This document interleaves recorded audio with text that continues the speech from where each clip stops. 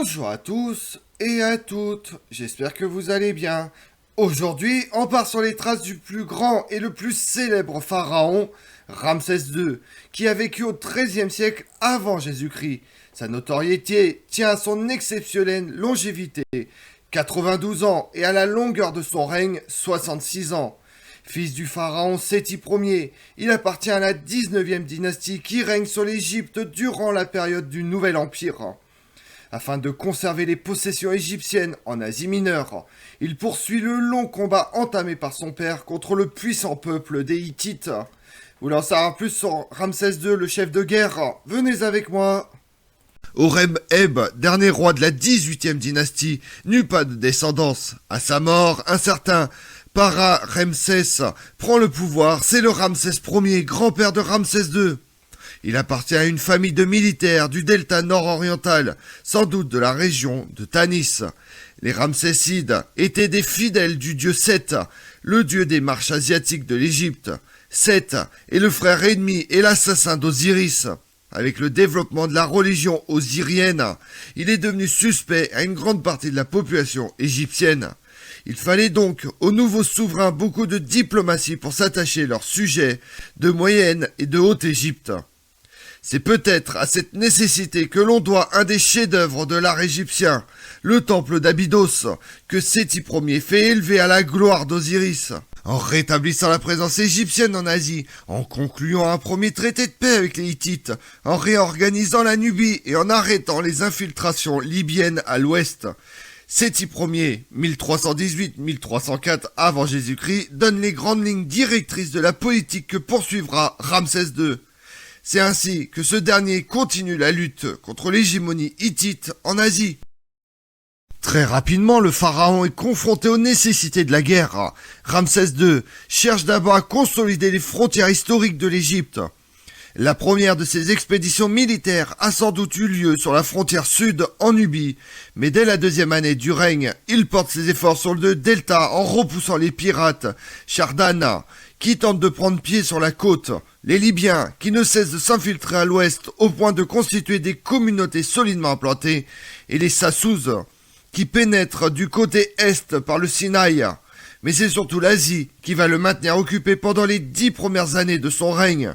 Les Hittites constituent la plus grande menace pour l'Empire égyptien, et pour arrêter leur progression, Ramsès II prend la tête d'une armée de 20 000 hommes, répartis en 4 divisions, et s'enfonce à Amurru. La terreur qu'inspirait le pharaon au chef des autres États voisins ne s'expliquait pas tant par ses pouvoirs de thaumaturge que par la puissance de l'Égypte et plus particulièrement par sa force de frappe. Les pharaons n'ont pas attendu la 19e dynastie pour convoiter les régions correspondant à la Syrie et au Liban actuel. Mais ils ne sont pas les seuls. Les Hittites manifestent les mêmes prétentions à s'emparer des mêmes territoires.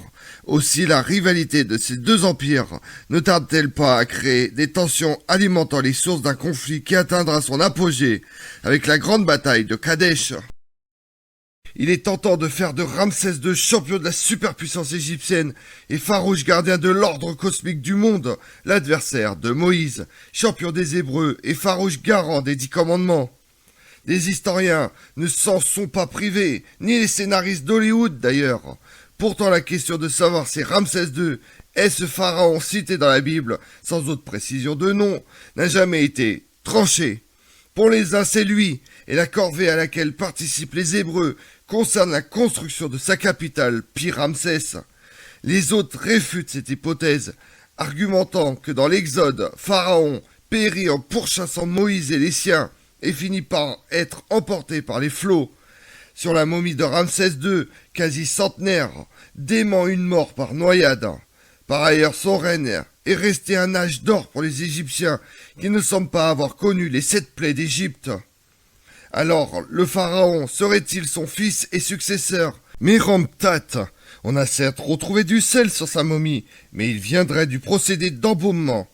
Peut-être faut-il situer l'Exode non sous Ramsès II, mais bien avant.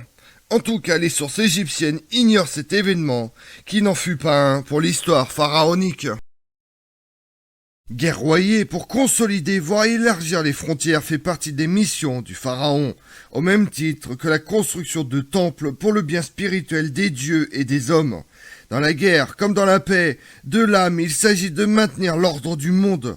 Héritier du trône d'Osiris, le pharaon est garant de cet équilibre, et Ramsès II, parfaitement conscient de ses responsabilités. Ce n'est pas lui qui se contentera d'expédier les affaires courantes. Sur le terrain militaire, il entend montrer qu'il est le commandant suprême des armées. Bien des pharaons se faisaient représenter à la guerre par un général, mais rien de tel pour lui. Il s'affirme en chef de guerre et conduit en personne ses troupes à la bataille. Quand il devient Ramsès II, le nouveau pharaon n'est âgé que de 24 ans et la situation en Asie est explosive, malgré les efforts de Séti Ier. Le fils est aujourd'hui condamné à réussir ce que son père n'a pu réaliser, la pacification du Proche-Orient et le rétablissement de l'hégémonie égyptienne. Car en face, le roi hittite, Muwatalli, a multiplié les alliances avec les peuples de l'Asie mineure et de la Syrie du Nord. Sous son contrôle, c'est toute une coalition qui s'est mise en place et qui menace les intérêts de l'Égypte. L'enjeu est majeur et l'affrontement entre Égyptiens et Hittites est inévitable. Prélude au grand conflit qui s'annonce, des engagements militaires se déroulent aux frontières de la Nubie et de la Libye. Une stèle d'Assouan proclame les victoires de Ramsès II sur plusieurs fronts.